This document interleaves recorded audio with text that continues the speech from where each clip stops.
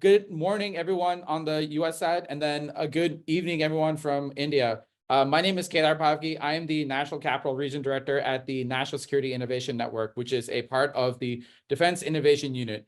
Our mission is to find commercial technology and help bring it into the department. I am truly honored today to help kick off the INDUS X Gurukul Educational Series. For those of you who are unfamiliar, the INDUS X Gurukul Series is part of the broader INDUS X initiative, which is designed to strengthen the partnerships between the US and Indian defense innovation ecosystems.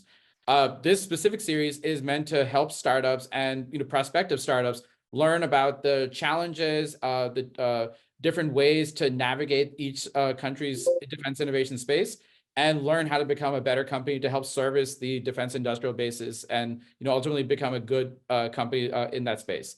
So with that, we have a fantastic panel today. And I'm actually going to hand it off to Ms. Lauren Bedula, our moderator, to introduce the folks on the panel and go from there. So with that, Lauren, over to you. Thank you, Kedar, and good morning and good evening to everyone on the line. As I was discussing with the panelists, as we were teeing up today's discussion, no better way to spend a Friday, but very excited that we have a full 90 minutes today. So we don't have to rush through any topics. We can really get to know each other, get to know everything from career stories to how each of these leaders think about investment in the defense ecosystem between our partnerships in the US and India, which is an extremely important partnership. So what I figured I'd do today is start off the conversation by going around to each panelist to have them tell a little bit about their story and what brought them here today, and then their organization, of course. And today's focus will really be a lot around the investment ecosystem. So we hope our listeners really learn how these leaders think about investments in technology, both in the US and India, and how to navigate doing business with the respective defense ecosystems, because we know it's not always the easiest market to enter. So with that, I'd love to go around the horn and start with Andrew Magliochetti from IronGate Capital Advisors. Andy, if you don't mind diving into your story, we'll kick it off here. Yeah, sure. Happy to do so. Thanks, Lauren. Welcome, everyone. Why don't I maybe start with, I'll tell you just a minute about IronGate, and then I'll tell you sort of about my background and kind of how we got here. IronGate is an early stage VC investor focused on dual use technologies. We really have a focus on 6 kind of tech verticals to include cybersecurity, ISR, critical infrastructure protection, space technologies, kind of robotics, unmanned, and hypersonics, and lastly, advanced processing. And we bucket AI, quantum, and human machine interface in there. Our team is multidisciplinary with backgrounds in finance, technology, government service to include the Department of Defense, the intelligence community, and kind of our civil security agencies here in the States. My background, I live here in Chicagoland, though our fund is based in Palm Beach, Florida. I've spent 23 years in the finance world and kind of started my career in a different place focused on a different sector than where I am now. I've done transactions sort of all over the world in the States, Western Europe, Eastern Europe, Asia, other places. And kind of during that journey as a founder, a banker, an investor, an advisor, really sort of grew my relationships with the United States government and other allied governments. So I've had the luxury along the way to follow my own interests and go back to school a few times for advanced degrees in finance, public policy around counterterrorism, and lastly, data science and computational statistics. So that's, in a nutshell, IronGate and me. Thank you, Andy. And there's lots that we can kind of pull from there, so I'm excited to come back to you. Sidharth, if you don't mind, I'd love to pivot to you for your story and to tell us a little bit about Invest India as well. Yeah, thank you, Lauren. I hope I'm coming through loud and clear. Thank you for having me here. And I have an interesting story.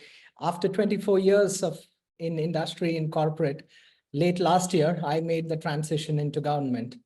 joining Invest India. So I bring a mix of, having been in multiple roles, which I'll go through in a minute. But in this new phase of my life that I am in, I'm working with Invest India, which is India's national investment and trade facilitation agency.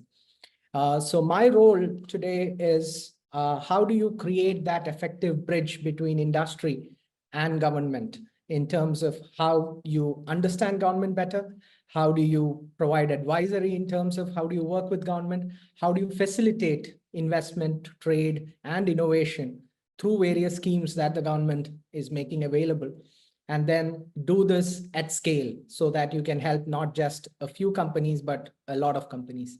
Now, what brought me to government after 24 years of having been in industry was really to have that, bring that experience to the table so that you could be this effective bridge.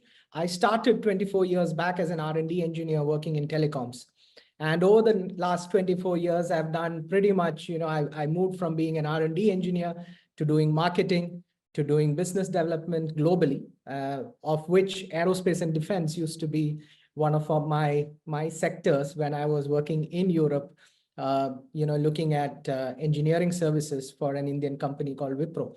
So that gave me a lot of insight in terms of, one, how difficult it is to break into an aerospace and defense market.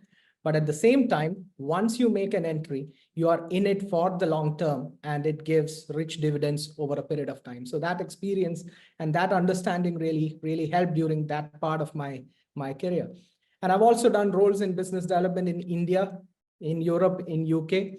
And then the last 8 years of my career was in supply chain, largely at Intel, where I looked at what do you look for in a supplier? What does a company look for in terms of getting technology, getting subsystems from a vendor? And that, I think, is quite a relevant area to have to become part of the global defense manufacturing value chain. How smaller companies, how new countries that are not part of that value chain, what do they need to do, and what kind of parameters do you need to benchmark yourself with if you have to get into these value chains, these supply chains that are very, very strong. So the experience of industry and the experience of how do you work in India with the Indian government, which is doing a lot, both for startups and also to look at the defense industrial complex in India. These are areas that, I'd love to discuss more today. And thanks once again for the opportunity.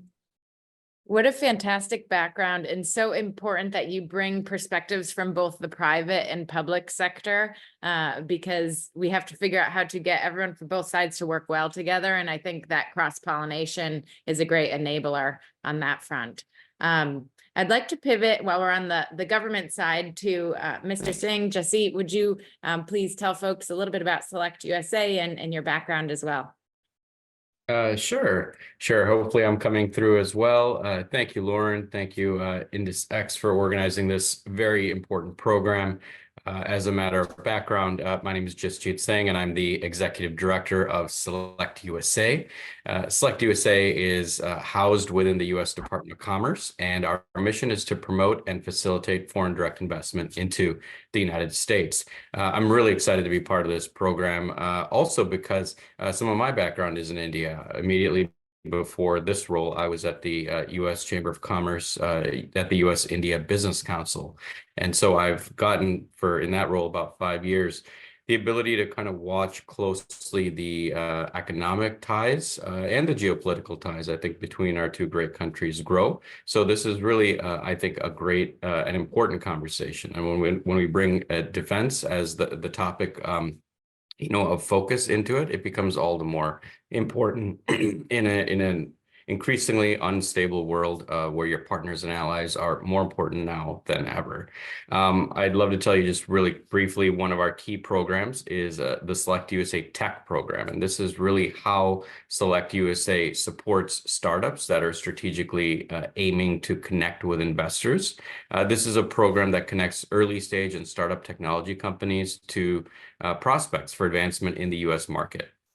This is where we create a space to make connections by hosting events like virtual webinars, inbound investment missions, as well as our flagship SelectUSA Investment Summit, which I hope some of your listeners may have been at. At the SelectUSA Investment Summit, we provide a tech pavilion to startups in the SelectUSA Tech program where they present and share and they network their products and services. So this is in addition to the SelectUSA Tech Investment Academy session, which is sort of the latest investment trend and the opportunity of key industry subsectors. There's industry pitching sessions for tech startups to provide companies with an opportunity to provide their investment strategies and products in front of a panel of very prestigious venture capitalists, corporate investors, industry experts, accelerators, and representatives from the startup ecosystem. So we'll often see international companies either in tech or different sectors connecting with established US companies at the investment summit. And that is essentially our bread and butter at SelectUSA. We're working to create the spaces to allow foreign direct investment into the United States to flourish. How fantastic. Again, I know we have a lot of founders and entrepreneurs on the line, and navigating fundraising can be so complicated, especially as we look at trusted partners and building strong international relationships. So what a fantastic resource. Last but certainly not least, I'm going to pivot back to the investment side. And Avinash, I was hoping you could jump in next. Yeah, thanks, Lauren. I'll give you a background to the firm I belong to first, and then probably personally as well. So I'm part of a firm called Kalaari Capital. Kalaari is one of India's oldest VC firms, having started in, I think, 2006. Approximately, we manage about $750 million in asset AUM today. Kalaari is primarily a seed to Series B investor. Check sizes go anywhere between 500K to about 5-6 million as a first check. And we are sector agnostic. We have invested in any, so we like to say that we invested from skin creams to satellites, right? So we invest across the board. And deep tech has been a very big focus for us, which lends itself to applications of defense as well. And some of our biggest winners from prior funds have been in sectors which have been very nascent. And right now, something which is up and coming is deep tech focused firms who have dual applications in commercial industry as well as defense. Right. So that's a background to the firm. I joined them about 6 years ago, and I work with the investment team here in evaluating deep tech opportunities, work with some of our deep tech portfolio as well as in other sectors. Personally, I'm from the south of India, which is where most of the deep tech defense action happens in India. And I'm about, say, give or take 5-6 miles from Hindustan Aeronautics Limited, which is one of the premier kind of defense firms in India. And the south of India lends itself very nicely to defense applications. And right now, over the last about 2-3 years, there's been a significant government push for private players to be suppliers, vendors to Indian defense as well as abroad as well. So that's been there. And previously, I was a data scientist prior to becoming a VC. And yeah, look forward to the conversation today as well. Fantastic. And just a little bit about myself. So you all see my emphasis on the public-private partnership piece here is at our firm, Beacon Global Strategies. I lead our national security technology practice, which is focused on advising disruptive technology companies on how to navigate partnerships in business with the national security community. I also serve on the boards of the Silicon Valley Defense Group, the Women's Foreign Policy Group, and Business Executives for National Security. So I'm very interested in how we bring our communities together to work as effectively as possible. And so with that in mind, especially because you all represent and work issues around the investment community, I wanted to hear from you about what you look for besides the specific technology areas when you're deciding to make an investment or you're finding folks that might be great partners. How do you think about or approach those investments?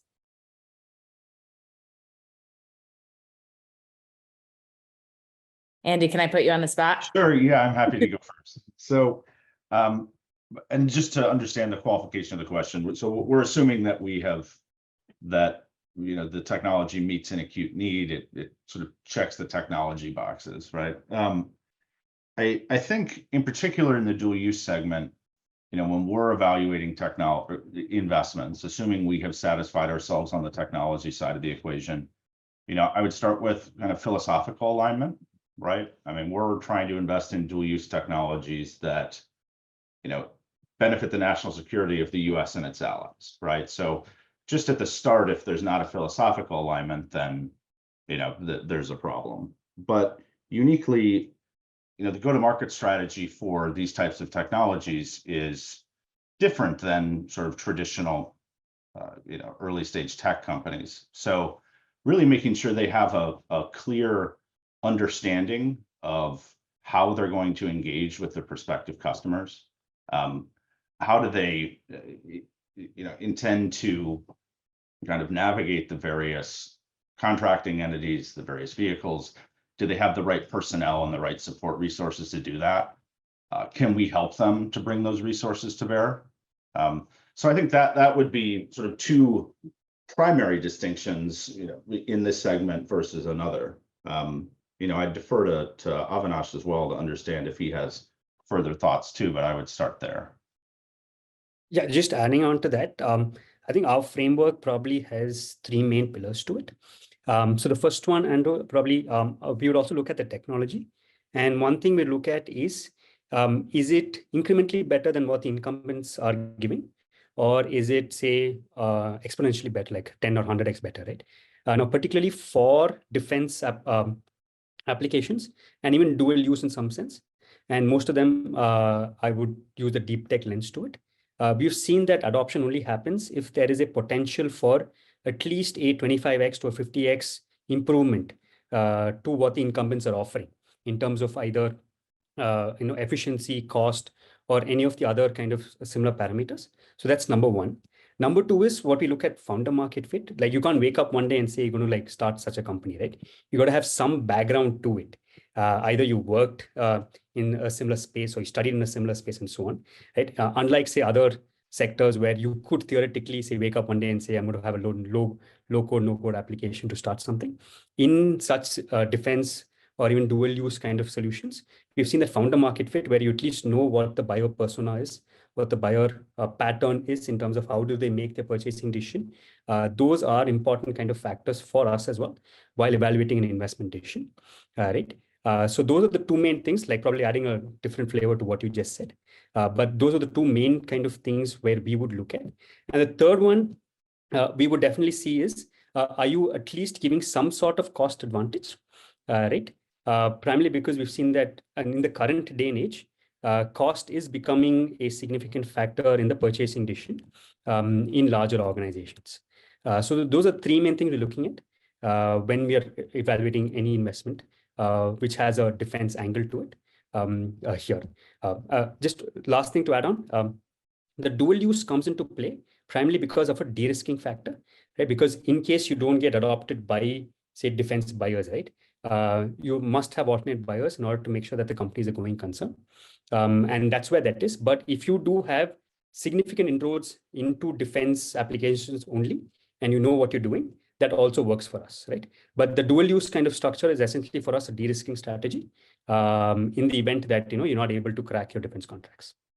Avinash, I would agree that it's an important statement that the solution needs to be significantly and often dramatically better than the incumbent. Let's think about sort of the customer, and if the acquisition officer is taking some sort of risk versus the incumbent, right? It's easy. There's very little risk to stick with the legacy technology that works, but maybe doesn't work as well. So there has to be that incentive there to bring a new vendor on board for that solution, and it needs to be around the efficacy, the cost, and ideally both, right? Sure. Mm-hmm. So what I'm hearing is beyond the technology itself, for a company to be successful, you really need the human aspect, the talent, the team, the workforce, which I'm sure we can chat about today. and also a business plan and model, which I'd like to come back to as well to talk about best practices when it comes to going to market, particularly when you think about international dynamics, navigating compliance, navigating teaming and the like. But before I do that, I want to go back to this idea of thinking from the perspective of a founder or an entrepreneur who is going out to fundraise. I think those are great best practices for them to think about highlighting beyond their technology. But the mechanics of the fundraising itself, I see founders most often think about venture capitalists or private capital and investors. And I'd love to hear more about Invest India and SelectUSA and how entrepreneurs actually access and come find you and go through the process to be evaluated. Sidharth, may I start with you? Yeah, sure. And thank you for that question. And I think the role that we play as Invest India is to enable these conversations where, if we go back to the first question where a company or a new company or a startup has the idea, thinks that it's dramatically better than something that's today available in the market, but really needs to now go out and tell the story, sell the story effectively. So I look at it in terms of 3 axes of where you need to really help such a company out from, and that's what Invest India tries to do. First is the user or the customer who can make use of this technology. How do you connect with that user base? And that's the place where, by working closely with government, Invest India being a part government, part private enterprise that sits in the middle, working with the various forces in terms of what are some of those innovations that they're looking for. If you take the larger systems that are being procured in any country, when I take India as an example, they would be systems that are procured from very large defense contractors and very large systems. But when you come to new technology and innovation, it typically happens in terms of at a subsystem level, etc. So you need to find that way to go prove your technology, do prototypes, do a proof of concept, and first get the acceptance of the end user that this technology really works for me.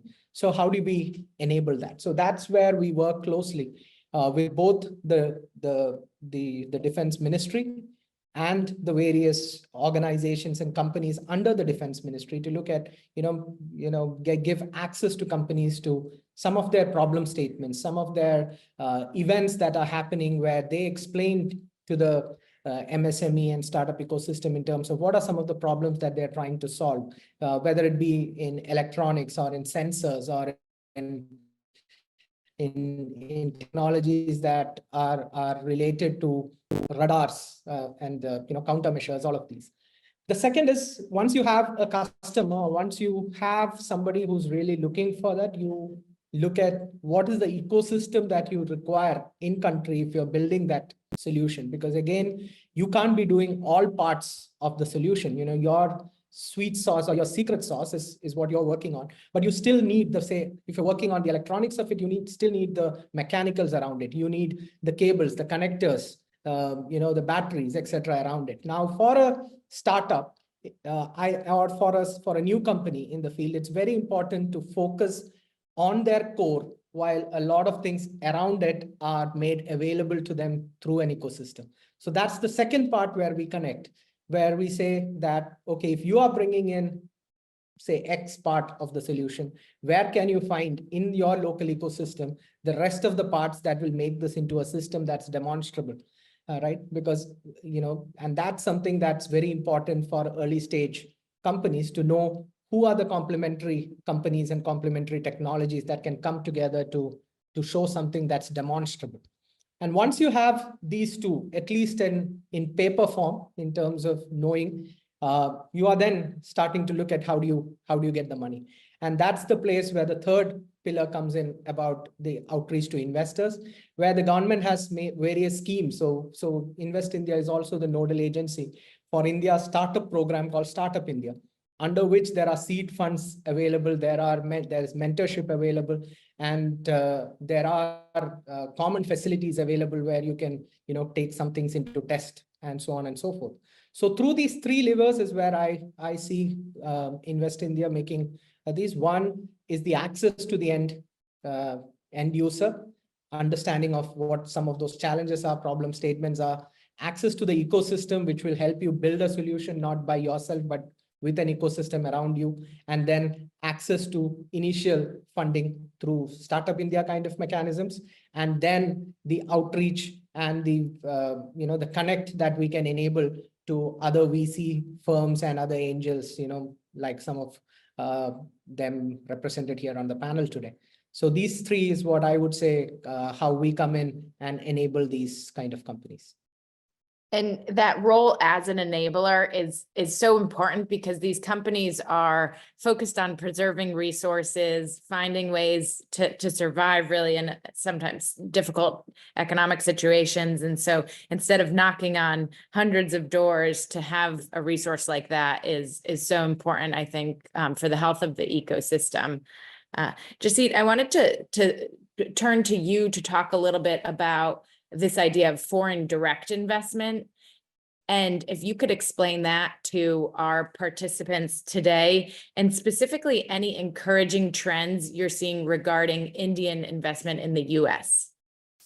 Sure. Thanks, Lauren. So FDI is a foreign direct investment. And frankly, that's what SelectUSA is focused on. That's what our mission is bringing that foreign direct investment to the United States to create US jobs. So, there are some really impressive and I think encouraging trends regarding Indian investment, particularly into the United States. I think one great indication of interest from Indian investors into the United States is the large number of delegates that joined our most recent SelectUSA Investment Summit. As I mentioned, our SelectUSA Investment Summit is our once in a year, our annual program, which is sort of our red carpet event for foreign direct investment.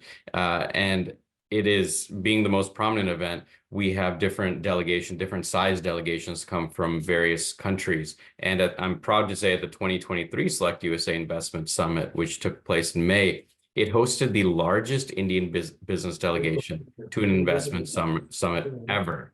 And it was second only by just a handful of delegates to Taiwan's delegation as the record of the largest delegation ever in the history of the summit. So it was, over 200 delegates came from India to the US for that. So we're continuing to see this increasing number of Indian clients and in general increased interest among Indian companies. A few kind of key facts I'll relay. The Indian investment in the US. So according to the latest data from the Bureau of Economic Analysis, the total stock of FDI from India into the United States was $15.5 billion at the end of 2022. And it is the third fastest growing source of FDI into the United States. Just as an anecdote, when I was working at the US-India Business Council, I was initially taking US companies to navigate the Indian landscape and make investments. And pretty quickly, my job converted to taking Indian companies to navigate the US side. So just anecdotally, and Indian FDI has supported approximately 72,000 US jobs, $280 million in research and development spending, and $1.9 billion worth of goods and exported in 2021 alone. This is particularly challenging if you think about it, given all that we faced, as a world in 2021. So it's not surprising then that the US is home to more FDI than any other country in the world, and consistently ranks as the #1 preferred destination for foreign direct investment for various reasons, right? We have the largest consumer market in the world, a culture of innovation, abundant natural resources, deep capital markets, and of course, top-notch universities. Additionally, I mean, this time more than ever, with the Biden administration implementing policies and laws such as the Inflation Reduction Act, the CHIPS and Science Act, they're very attractive for both domestic and foreign companies. These laws really, they lay the foundation for the United States to lead on rapid technological innovation that the world needs to transition from clean energy, make the transition to clean energy. And we at SelectUSA are seeing an increase in interest from Indian companies to come to the US, and we're here at SelectUSA to help with this support. So for all the businesses that are listening today, I want to make sure that you register for the 2024 Select USA Investment Summit, which will take place from June 23rd to the 26th, 2024. So June 23rd to the 26th, it's at National Harbor, Maryland, just about 25 minutes outside of Washington, D.C. My team will be happy that I made this plug for Select USA Investment Summit. And I just got a note before this meeting that we're proud to be able to say that Ambassador Garcetti will be leading the Indian delegation. What we know will be another impressive and very large and vibrant delegation from India. That's very helpful. Back to just where does one start? And I think by showing up at that conference is a great way to build the network, meet people, understand how to navigate resources. So sounds like a really great opportunity that goes beyond just the US-India relationship as well, just focused on the international stage and navigating opportunities. So with the international focus in mind, Avinash, I wanted to go back to you to talk a little bit more about, now, are you primarily investing in Indian companies, or are you looking at international opportunities as well? And how do you approach those? Perfect. So we do have a India focus. So approximately about 70 to 80% of our investments are in Indian domiciled companies. We do invest 20% of our funds outside of India, in companies domiciled outside of India. But one of our mandates as from when we raised our fund as well, is that even if the company is domiciled outside of India, there is some Indian connect to it. Either there's an Indian founder, you have a development center in India, and so on and so forth. Right. So that is a major factor when we are making our investment decisions. Now, having said that, our companies do have clients across the world. Right. So even if you are domiciled in India, some of our companies have only customers based out of the US or the Europe. Right. So that is there, but that becomes a little bit harder for, say, defense applications as well, or even deep tech applications, because some of our companies have found it difficult to say sell to the US government, for example, right? Just because there is a lot of process, procedure, and rightfully so, that you have to go through, and most Indian companies don't have that, right? So that is something where we are also actively working with, say, some co-investors in the US as well, and probably with some people in the panel here as well, on how we could navigate that to cross that bridge, right? Because we do believe that our defense or companies are coming up with applications, with products which are in line with global standards, but getting that GTM right is proving to be tricky. Let's talk about that a little bit. What do you see as the greatest hurdle or challenge for Indian companies to do business in the US? And do you have any examples of a successful model to follow? And Avinash, maybe I can just have you answer that, and if others have thoughts to chime in. Sure. So there has been precedence in other sectors, primarily software, right? So IT services started out back in the 2000s and early 2000s, where they sold to customers in the US by having outbound sales teams where people on the ground went and sold software, right? Then after the SaaS revolution came about, there was more inclination towards buying software over a phone, or just by swiping a credit card and buying it without having to ever meet a person, right? So there has been precedence in software, but in hardware, deep tech, and other applications, companies are still finding it really hard, primarily because in software, it's easier to get the customer, the end buyer, to figure out or see how good the solution is, right, fairly easily. But in hardware, deep tech, and others, right, you have to go to them, or rather, sometimes even the product is not there available in the US. You have to come to another site, and probably in Singapore, New Zealand, or wherever it is, for them to show proof of success, right? So that buying cycle becomes very, very long in some sense, right? So in hardware, we have not seen major successes. There have been a few companies who have tried to figure it out, but that is something which Indian companies are still struggling with right now. However, they tried to solve for it. They've tried to domicile themselves in the US, right? Having some development centers in the US, even though it becomes a bit more costlier and so on and so forth. But there are fewer found success there. Sidharth, does Invest India look at this as an enabler as well? Do you help companies navigate business in the US or international business? Not that much as of now, but in the enhanced mandate that we have starting this year, we are starting to look at exports and, the trade aspects of it as well. So in the past, our mandate has been largely to seek inbound investment into these areas, both into existing companies, large projects, startups, everything. But helping companies go out and find external markets, that's something that we are just about as Invest India just starting this year. So these would be issues that are very important in terms of looking at what some of these barriers are. In many cases, some of these are not kind of trade barriers, but there's some kind of non-trade barriers, some certifications, some requirements that are very specific to a sector.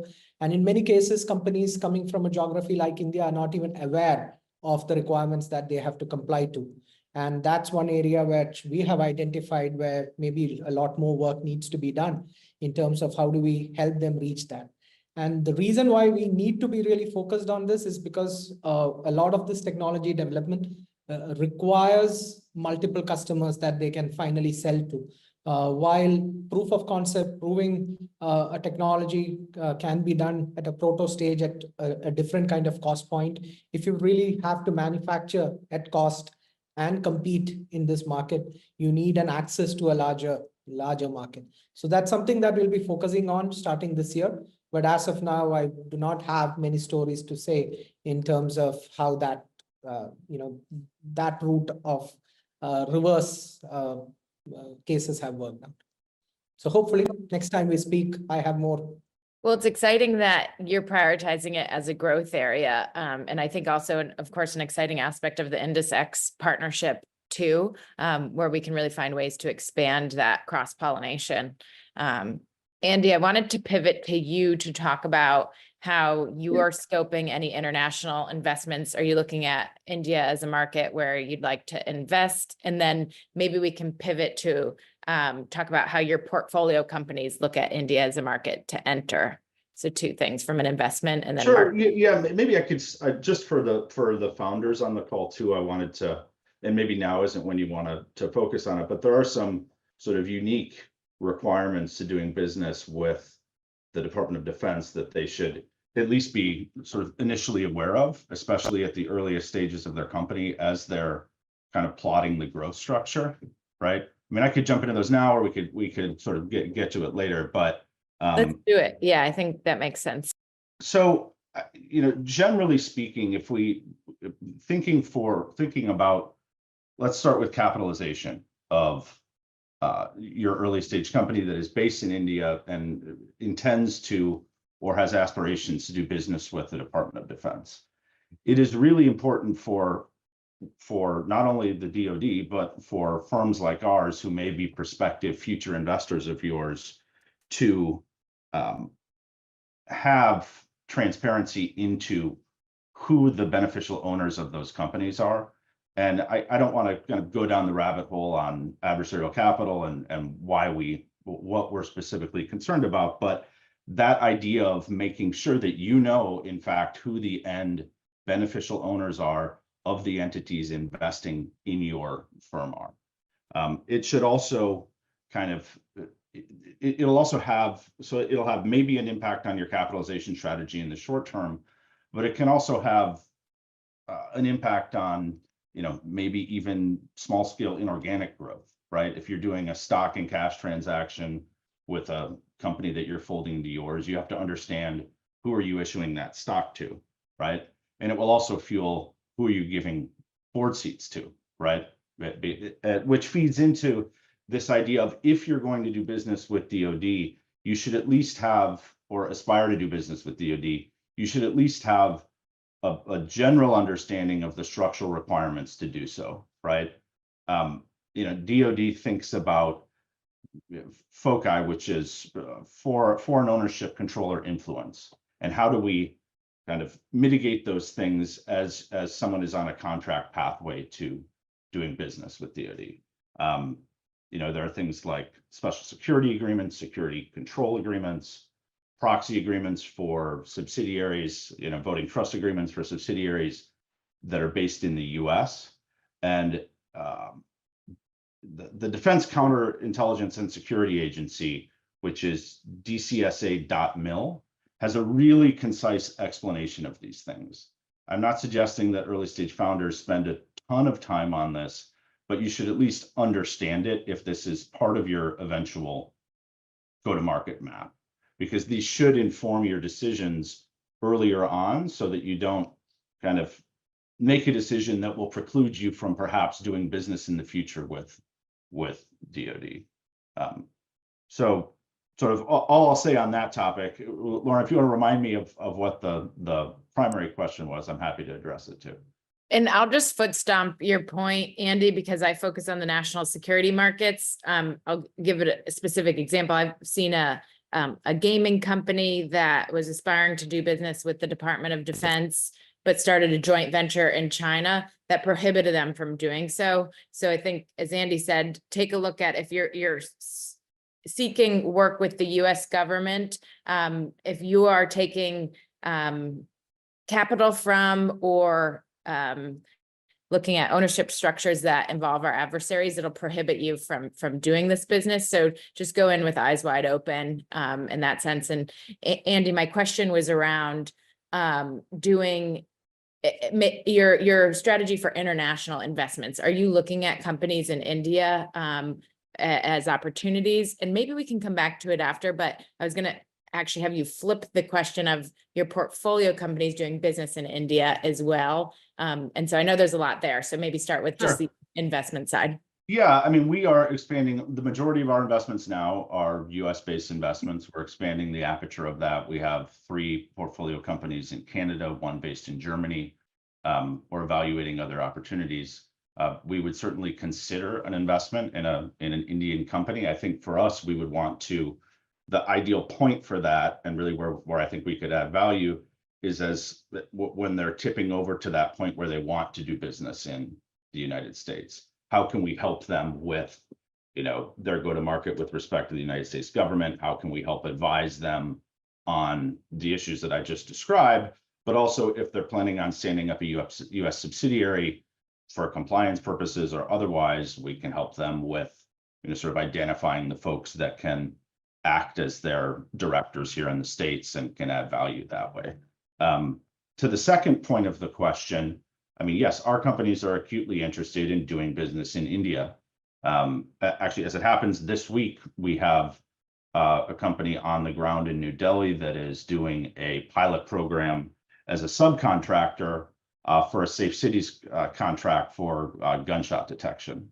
We're also investors in Voyager Space, which recently signed an MOU for the proposed crewed spacecraft to service their Starlab commercial space station. And then coincidentally, I had a call yesterday with a company that we recently committed to that is producing radioisotope power sources that's meeting with the space ambassador in India for a second or third time.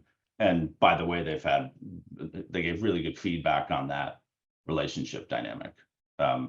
So the answer to your question is yes, of course, our companies are very interested in doing business in and with India.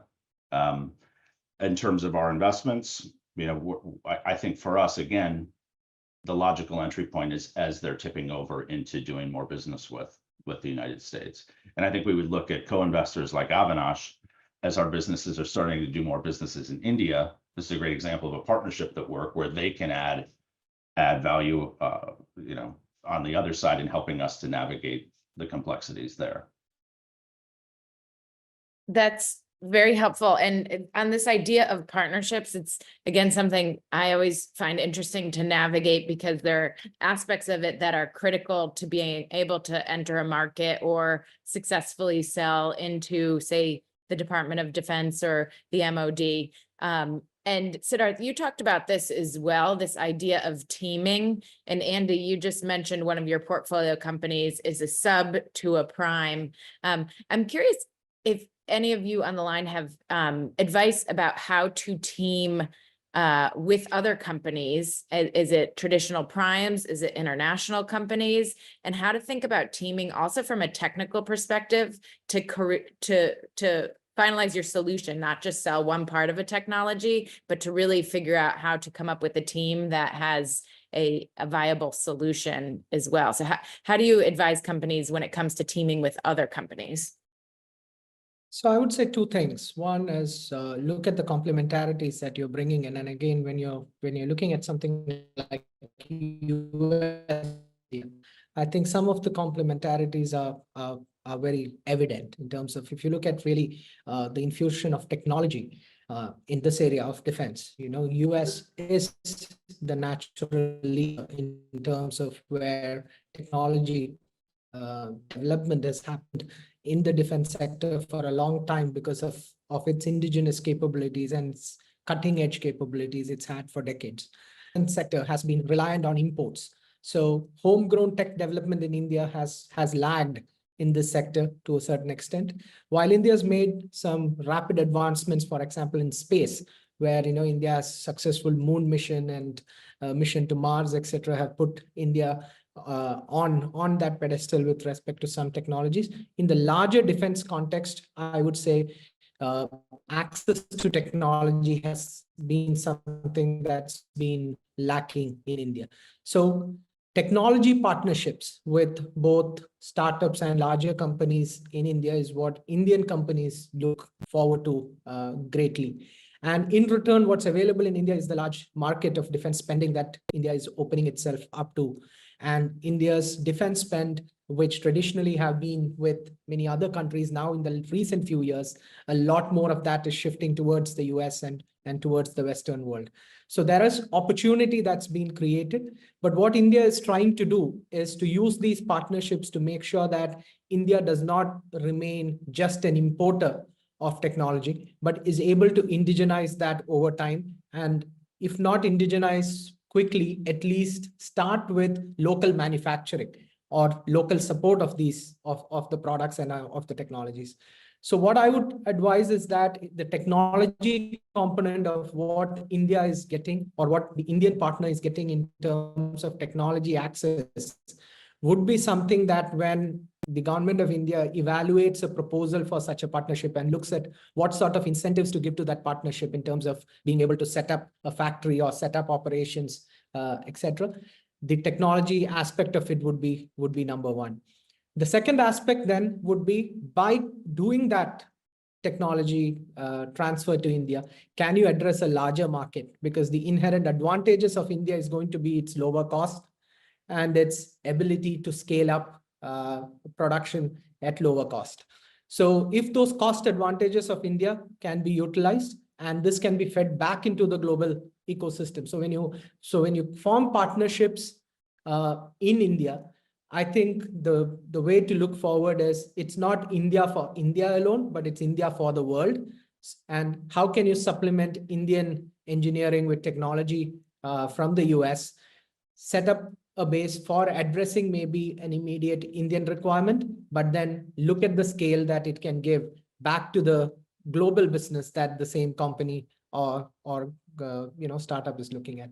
So that's how I would put it. Technology has to be on the forefront. Ability to scale and cost would be what the Indian companies would bring to the table. That's great. Thank you. I wanted to pivot to something, again, focused on entrepreneurs. I understand that SelectUSA has a program that's dedicated to addressing specific challenges for global female entrepreneurs. I was wondering if you could talk a little bit, Jasjit, about that program for our listeners. Absolutely. Thank you for the question. That's correct.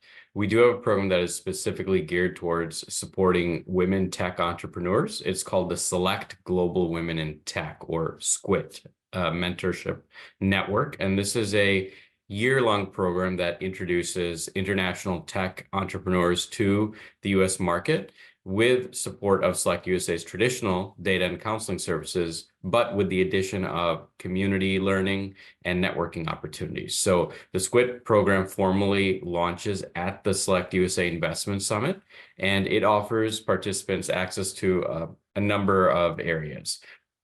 You'll get an experienced mentor from the US startup ecosystem as an informational resource on challenges that might be related to scaling, promoting, fundraising, and establishing your business in the United States. Also, you get access to an exclusive networking platform to connect with the SQUIT community. Also, SelectUSA data and counseling services, as I mentioned earlier. You get access to educational content, webinars, workshops, virtual events, networking opportunities, including but not limited to the annual SelectUSA Investment Summit. And last point I want to make is just how popular and how well received this program has been.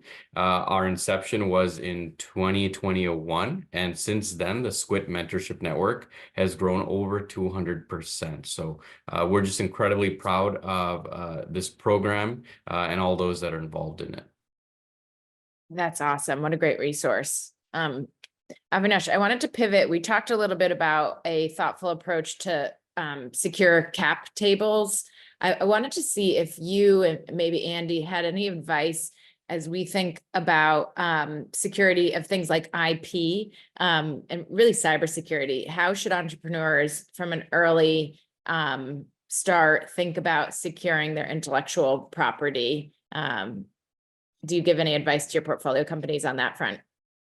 Yeah, so two ways we think about it. One is it has to come grounds up from day one, right? So you can't be, say, 24 months into the journey of your company, 36 months into the journey, and then try and change the DNA of the company to make sure that, you are looking after cybersecurity or even protecting intellectual property, right? Protecting IP starts from day 0 or even day -5, right? Of course, patents and so on are the way to go about it. But one of the things we also tell our portfolio companies is if it can be easily replicated, even with a patent, right? Eventually you're going to get competed away, right? So building that competitive advantage, that moat, you got to introspect to yourself to say, hey, is the tech which I'm really building, is it really differentiated, or is it just like something in a different flavor or in a different costume? Right. So of course we tell them to patent as much as possible and so on and so forth. But we will also realize that at scale, right, you will have competitors from across the world and very smart ones copy every last inch of that, and pursuing litigation and so on and so forth does become quite hard. Right. Cybersecurity for internal purposes, right, is also something which they have to start from day one. It becomes really hard after a certain point in time to inculcate that into the DNA of the company, right?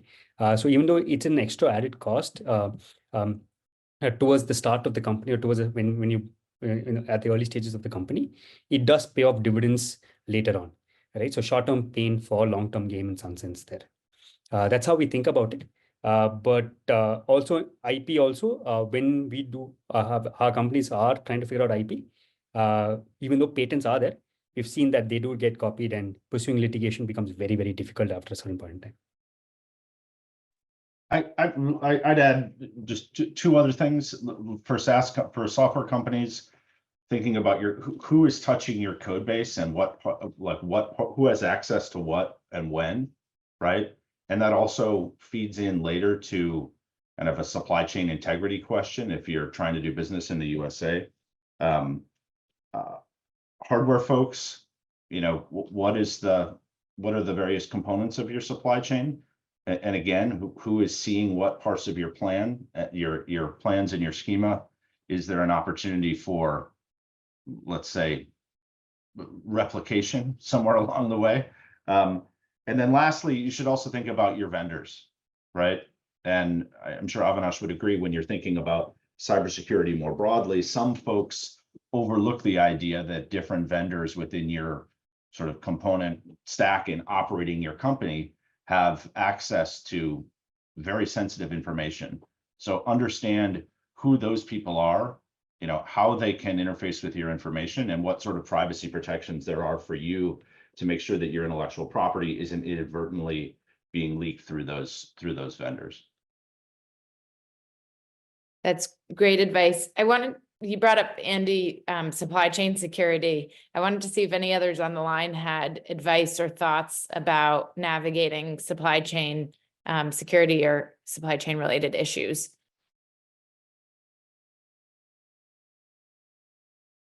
So not specifically on supply chain security, but coming from a supply chain evaluation perspective, I think it's very important for smaller companies to realize what some of the expectations from supply chain are when you try to become part of a global value chain. And I think something that I've personally seen is the fact that one, the focus has to be a lot more on process and process compliance, because you're looking for repeatable, high quality results when it comes to onboarding a vendor for long-term use in an industry like defense. Not, I come from a semiconductor background primarily, but the general principles are very, very similar in terms of you need to be looking at supply chain from multiple aspects of cost, quality, availability, technology, scalability, sustainability. There are a number of different requirements that are needed to be focused on. And some of these requirements, when you are at a stage, when you are a startup, when you are a smaller organization, don't get that much of focus. But then when you need to expand quickly and you need to serve a global market, it becomes that much more important to make sure that you have systems in place, you have processes in place, you have ways of evaluating your own suppliers downstream, you have methods of looking at your incoming quality, you have methods of creating the documentation and traceability of your process that is needed in order to comply to various requirements. So I think understanding the requirements from a supply chain, understanding the requirements from the aspect of not just quality, but other process attributes of material management, of how you need to be managing your equipment, what sort of safety guidelines you need to follow for your employees, even factory safety, things like these. Sometimes smaller companies get caught on the wrong foot when you have a delegation coming in and trying to evaluate you for a supply chain evaluation.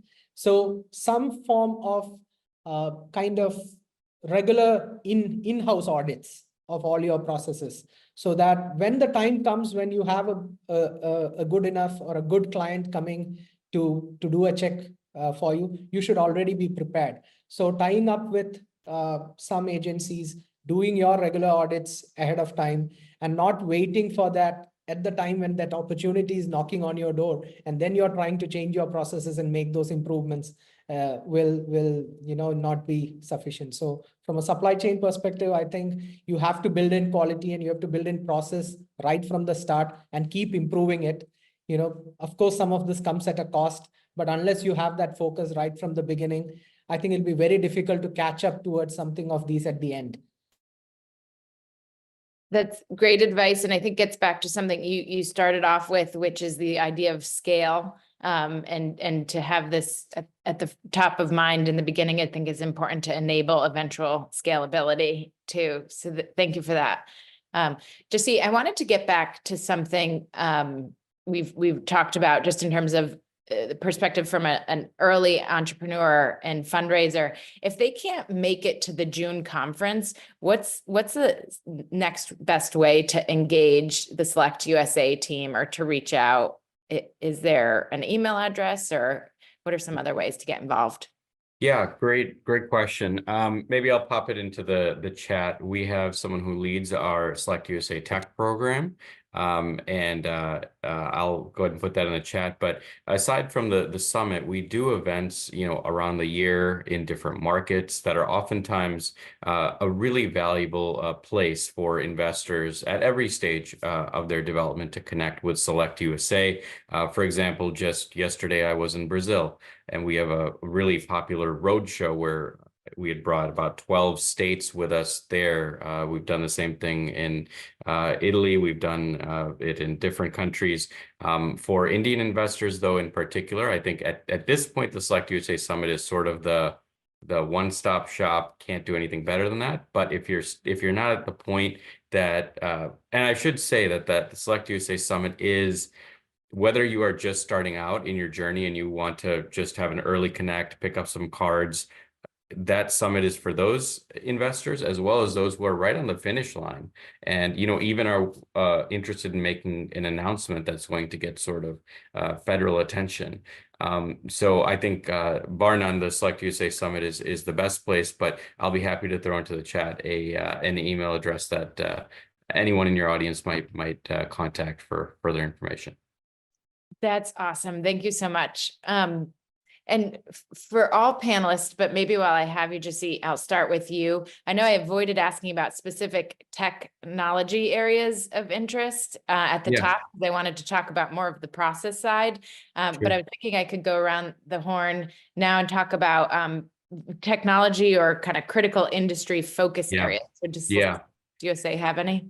Definitely. And I mentioned at the outset some of the legislation that the U.S. government has put out. You know, we think of this as a once in a generation kind of investment in these critical technologies. I would definitely highlight the semiconductor sector. I would highlight green technologies generally, but in particular advanced batteries and critical minerals, biotech and pharmaceuticals.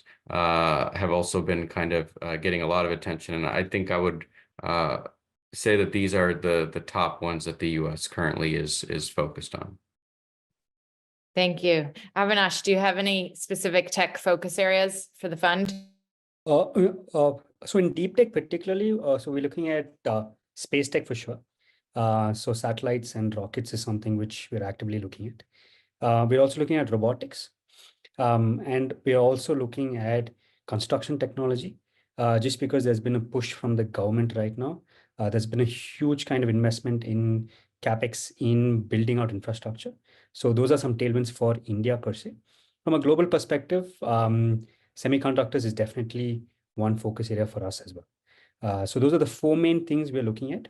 But anything with a deep IP play, and something which is coming about from the US and something we're learning as well, a lot of investment has gone in, is getting energy from nuclear fission and fusion. I'm not sure how viable that's going to be, but every day I hear about some company or the other raising 20, 30 million just to prove out nuclear fusion. So that's also something we're looking at on whether that is even possible right now. How exciting. Andy, how about from your firm's perspective? Sorry, I had to unmute there. Look, at the top, I sort of mentioned what our 6 focus areas are, but let me maybe think in the context of the INDUS platform and some of the overlap between what we're doing and their focus areas. I think, you know, they're focused, the 3 overlap areas for us would be ISR, right? And kind of the marrying of those ISR, intelligence, surveillance, and reconnaissance technologies with different areas of domain awareness to include undersea. I think unmanned systems is an area where we're heavily investing in various aspects along the chain of unmanned systems platforms, space technology, to be sure. Right. I mean, we have a number of active investments. I think those are 3 areas in particular where there's areas where we're excited about collaboration between kind of the US and India, our companies and potential Indian customers and vice versa. Sort of pointing at 2 things that I think are pushing those along. The 2 challenges that INDUS did recently, there was the Maritime ISR challenge, and then an underwater comms challenge too, just to sort of show that in action. But those are areas where we see really good opportunities for collaboration between the US and India and our firm and Indian companies. I would also add one more thing is kind of infrastructure protection as it overlays all of those things. So yeah, those would be the areas I would call out. Awesome. Sidharth. Yeah, no, I just wanted to add one area, which is the area of drones. I think drones represent a large opportunity both in civilian and defense space, because it's something that you know, cuts across both. And there's a lot of opportunity in civilian usage of drones as well, in terms of use cases that are being developed. And from an India perspective, there is a lot of focus specifically on drones as a technology area. So that's one area that I'm seeing a lot of startups starting to focus on, and a lot of interest from India with respect to that area. Thank you. I'm going to start taking questions from the audience. We have a few that have already came in here that I'll start going through, and if others have them, please start sending questions our way. One I want to start with is directed at Avinash. What metrics are used for IP valuation of a hardware startup? Oh, okay. It's going to be more subjective than objective here. Mhm. But the main thing we're looking at is first is your end goal vision, right? Or even the first 2-3 iterations of the product. Are you looking at something which is exponential to what the incumbent has in terms of the current solution? Right? So that's going to be the main kind of evaluation metric for us. And the second one is, what is your process and how are you looking at getting there with the capital which you're planning to raise or you already have? Right? Because we've seen when you do that stretch, right? There's enough kind of places where points of failure. And if you don't allocate sufficient buffer of capital, it becomes really hard. So your thought process around how are you even getting to that end state, right? So those are the two main kind of things we're looking at when you're evaluating a hardware startup for the IP in some sense, right? Commercialization, GTM, and so on are things which are later later down. But just to start with, is your solution or at least how are you looking at the solution? Is it exponentially better than what the incumbent is providing? Thank you. I'm navigating a few here.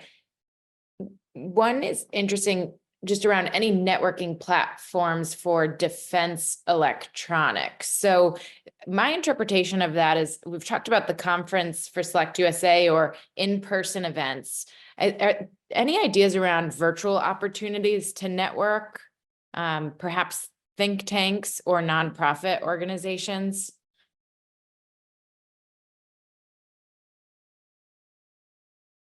Wonder if the Chamber of Commerce is a good one to throw out there to the US-India Business Council, just that you mentioned comes to mind for me. But Andy, were you going to jump in?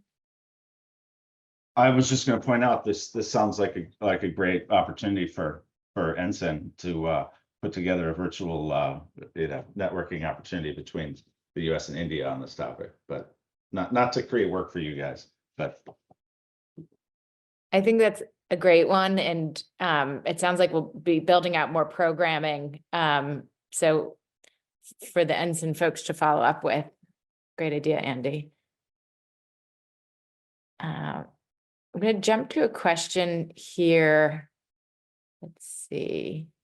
And I see Ensign has waved in to say great, or jumped in to say great idea. So it's exciting. So Sidharth, this is for you. What's the scope of an early stage startup working in the technology sector and has IP to access the market in terms of getting contracts for developing? Let's see. So maybe I'll use my interpretation of that.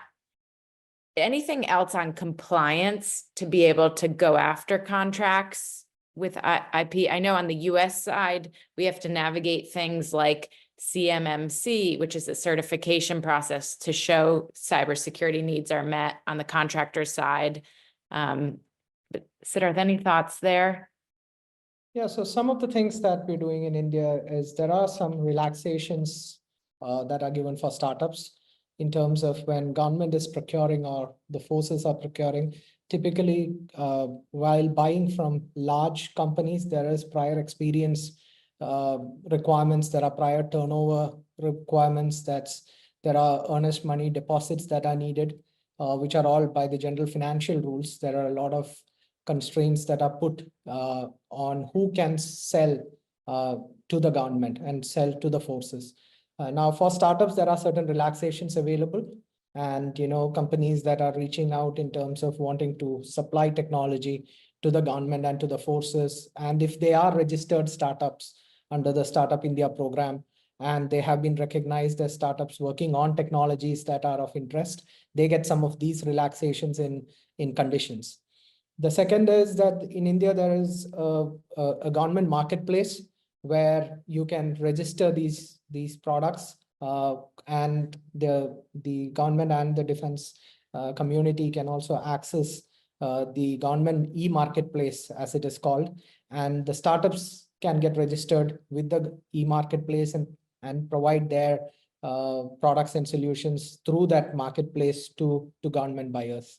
There's also other procurement portals that the government runs, and these are accessible to startups to go register themselves on those portals and then go through those processes. And to help them through that process, they can always take the help of Startup India program, reach out to the startup mentors and advisors on how they can use some of these portals and some of these mechanisms available to make themselves visible to the end buyer.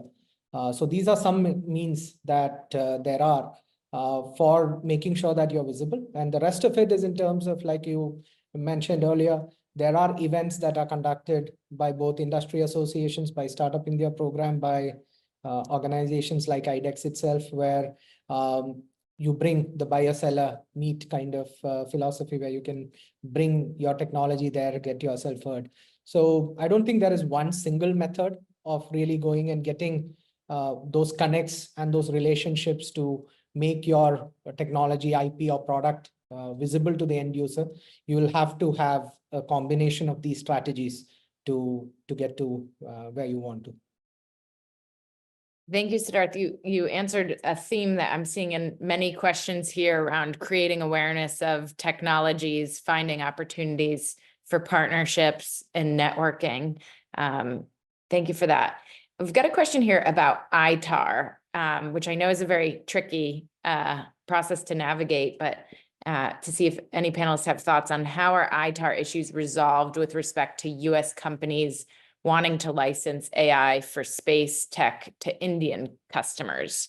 Andy, any advice around ITAR? That's sort of a very, very narrow use case. So AI for, look, I guess the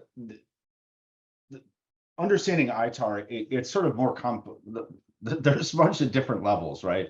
When you think about kind of, how does it apply to software and, technical specifications and like really understanding when the disclosure event occurs and where.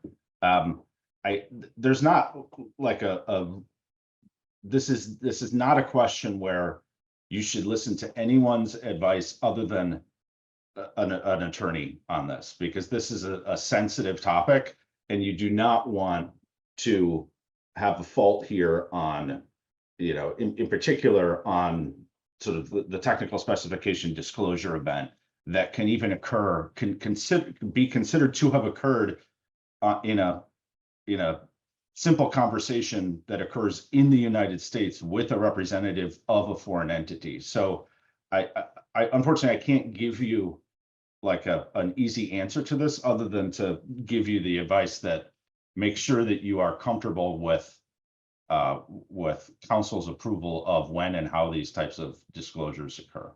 So sorry, I don't have an easy answer or free answer for you there.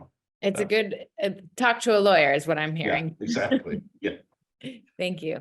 I want to flip to talk about incentives, particularly, and Sidharth, thank you for commenting about the FDI incentives.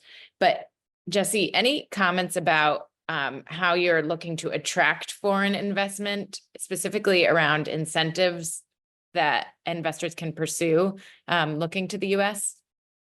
Yeah, great question, Lauren. And, most of the incentives, as you know, historically definitely have been at the state level. So when an investor has tried to navigate the US system, they would go to various states. And one of the first conversations, aside from, the regulatory environment, of course, and site selection potentially, would be around what are the incentives that a state is giving to kind of encourage investment into said state. Really, for the first time, the U.S. at the federal level has these very large incentive packages, as I mentioned, related to semiconductors with the CHIPS and Science Act, or the Inflation Reduction Act, which invests $369 billion into clean energy and green tech solutions. So it's really kind of the first time that in our history that investors have a really good reason to stop by, I would say, the federal government on their way to the states to kind of make sure that they are, and these can be stacked. I should be clear. It's not that if you get a state incentive that you can't get the federal incentive, or if you get the federal incentive, you can't get the state one. Certainly they can be stacked, but they do have to comply with all the, rules and regulations. And there are quite a few. Now, these are relatively new, just within the last, sometimes 12, 18, 24 months that these incentives have been announced, passed as laws in the United States. So that process certainly takes time. And we do appreciate, of course, the patience that the investor community has had with regards to kind of finding out what are the explicit rules around these. But of course, SelectUSA is here to navigate both sides of that equation. Whether you're coming and you have questions on the regulatory side or you have questions on the incentive side, SelectUSA may not be the subject matter expert on said topic, but we are happy to put you in touch with the people who can get you an answer. I view very much our job to just sometimes a quick no is very valuable in this business, and we want to make sure you're not waiting around and you can adjust your strategy as necessary, or hopefully pursue whatever path you're intending with support of the U.S. government. That's a great point. Instead of wasting cycles trying to find an answer, even if the answer is no, it's so helpful to hear that sooner rather than later. And I see that happen all too often. I've got another question here. It's a specific technology question around counter UAS, particularly low altitude airspace management. For our investors, Andy, Sidharth, is this an area you're looking at from an investment perspective? Counter UAS. Yes, I mean, when we think about unmanned broadly, it's UAS and CUAS, right? So whether that's one of our companies is pursuing kind of the challenge of airspace management under 400 feet, right? But that is identification and tracking, not necessarily mitigation. But look, as unmanned broadly, continues to expand in adoption, this becomes more important that the CUAS technologies or counter CUAX, right? The counter all unmanned system technologies are keeping up. I mean, from a United States perspective, we saw a fairly dramatic failure in the last 7 days. So yes, this is a space that we're focused on, to be sure. Avinash? Oh, Sidharth, you want to go first, or? No, go ahead. I didn't catch the original question fully. It'd be great to hear Kalaari's perspective. Thank you, Avinash, too, on CUAS investments.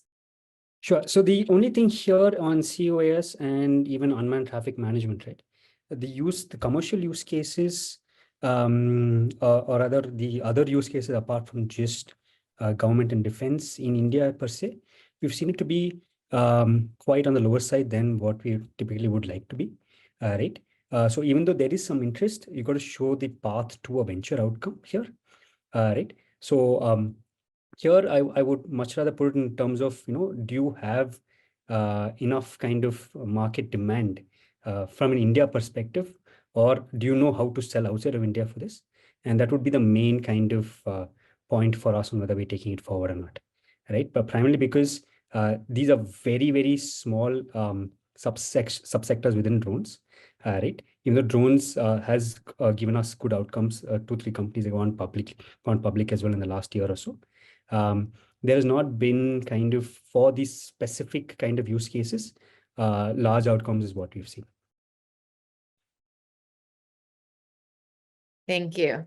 I have one more question here that I'll address before we go around to each panelist to see if any final thoughts and advice for entrepreneurs or others on the line. But before I do that, We have a question here around licensing systems in India. Sidharth, does Invest India have any resources for startups wanting to get into ammunition, explosives, motor manufacturing, in terms of obtaining licenses and permission for such things? And Avinash, I don't know if you have advice about just how to approach the process there too, but Sidharth, any quick thoughts there? So we have both investment advisors and facilitators available both at Invest India to help you navigate what the rules, licensing, etc., for setting up new businesses or existing businesses to enter these new areas. So you can reach out to us through the Invest India facilitators. I'm putting a few links on the chat windows here as well. So Invest India resources are available. I just put the defense manufacturing link in there. The other resource that you can use is the Startup India website. I'll put that link in here as well, where startup advisors will take you through that process of what you need to do to register as a DPIIT, which is the Department of Internal Trade and Promotion website, how to be recognized as a startup in India, and then what advantages it gives you in terms of access to both the ecosystem investors and the seed funds. So I'll put those resources on the chat window. You can go through them. There's a lot of material that we've put out there to help in terms of what some of the requirements are, how you can make your application, what you need to do. And then the contacts of the investment advisors and the startup advisors are there as well, which you can reach out to, and you'll be sure to get a response from them, within 48 hours most of the time. Thank you. Avinash, any advice on just licensing and permissions, or what you tell your founders? I mean, honestly, there's no better resource, Lauren, than Invest India for this. Yeah, awesome. They know what they're doing, right? But also here, one thing we also advise our founders is to start early. You're not going to get your licensing and other kind of permissions in day one, right? And it is a process, and you have to be ready for that process.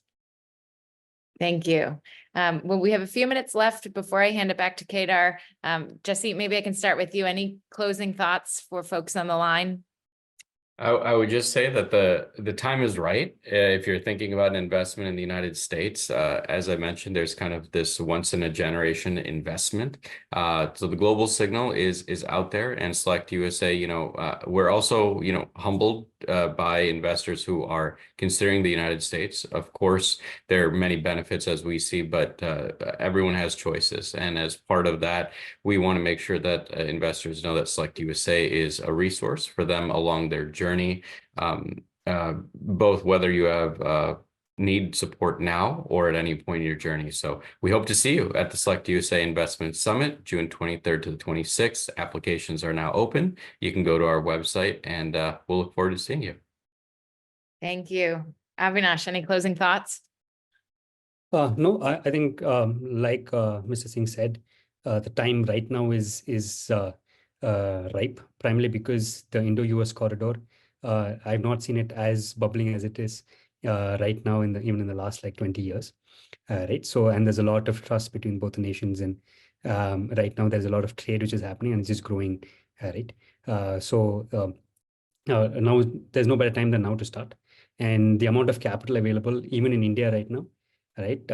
When it started 5 years ago, there were about, say, give or take, about 50 to 60 VC funds in India. Right now, there are easily about 600 VC funds in India, right? So the availability of capital is just exponentially grown as well. So all the tailwinds are there. It's just a matter of getting on the ground and executing. Thank you. Sidharth.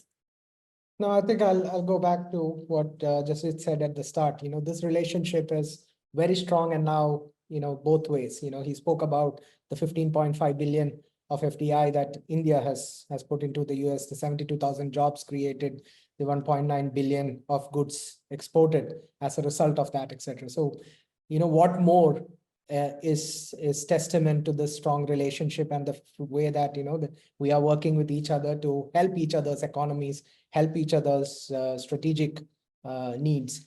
And as I mentioned, I think there are complementarities. I think the strength that India needs to draw from US is technology, and what it offers to US firms and to US companies is the market in India, which is now opening up a lot more to technologies from the US and companies from the US in the defense space. So I think the future is bright, and I think the relationship is strong. What more can we ask than that in order to make these changes that we want to?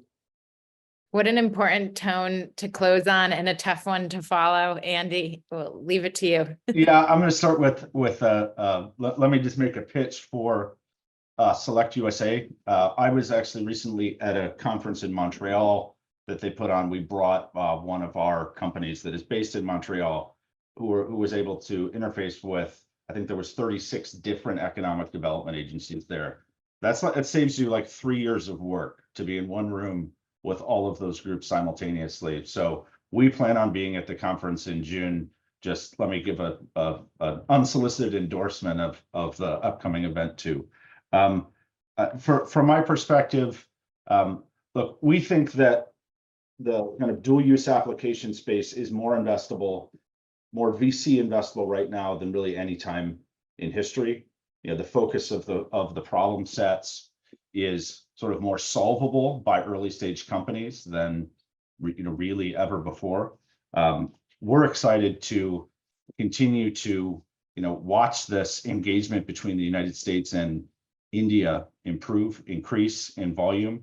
We're excited to partner with folks like Avinash and Sidharth to really watch those technologies move back and forth. So I want to say thank you to Lauren and everyone for organizing, and all the attendees for joining us today too. So What an important conversation and important relationship. Heard so much about the overlap in terms of technology focus areas. It's a complicated process to navigate, but I'm hearing there are a lot of resources to both companies in India and the US, and opportunities to build that network too. And top of mind sounds like the SelectUSA conference in June. So thank you to our panelists. We know how busy you are all as leaders in your respective fields, and to the folks on the line. So with that, Kedar, I'll hand it back to you. Thank you, Lauren, and to the panelists on behalf of the Ensign and DIU teams, thank you so much for participating in our inaugural INDUS X Gurukul series. For the folks that are tuned in, this is not going to be the last time. Our next iteration of the series is actually going to be in person at the INDUS X Summit in about 11 days from here. So we're looking forward to being in India and having this event and educating startups on our next topic, which is going to be a combination probably of, ITAR's limitations, which I know some of the panelists brought up here today, along with intellectual property. So to stay tuned for that. And if you're in New Delhi on February 20th, please stop by and come and join the session. But again, on behalf of the Ensign and DIU teams, thank you so much for tuning in to this event. And we're looking forward to the future collaboration between both countries. So have a great day and great evening for the folks who are in India. Thank you so much. thanks, everybody. Have a good day. Thank you. Thank you. Bye-bye.